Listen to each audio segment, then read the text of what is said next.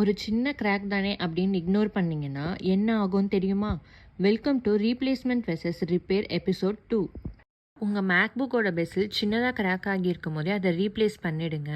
நீங்கள் இது ஒரு பெரிய விஷயம் இல்லைன்னு நினச்சிங்கன்னா இதனால் என்ன ப்ராப்ளம் வரும்னு நான் சொல்கிறேன், நீங்கள் தெரிஞ்சுக்கோங்க. உங்கள் மேக்புக்கை நீங்கள் டெய்லி ஓப்பன் க்ளோஸ் பண்ணும்போது பெசில் டிஸ்பிளேயில் அன்இவனாக ப்ரெஸ் ஆகும்.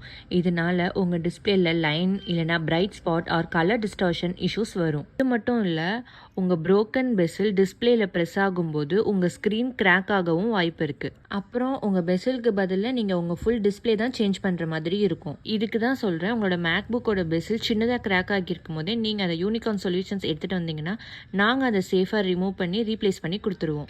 நிறைய பேர் பெசில் டேமேஜ்னா ஃபுல் டிஸ்பிளே அசம்பிளியே சேஞ்ச் பண்ணணும்னு நினச்சிட்டு இருப்பீங்க. இது நீங்கள் ஆப்பிள் சர்வீஸ் சென்டர் கொண்டு போனாலும் அவங்களும் ஃபுல் டிஸ்பிளே தான் சேஞ்ச் பண்ணுவாங்க. பட் நாங்கள் உங்களுக்கு பெசில் மட்டுமே ரீப்ளேஸ் பண்ணி தருவோம். இந்த வீடியோ உங்களுக்கு பிடிச்சிச்சுன்னா மறக்காமல் லைக் பண்ணிவிட்டு கமெண்ட்டில் ஒரு தம்ஸ் அப் எமோஜி கொடுங்க.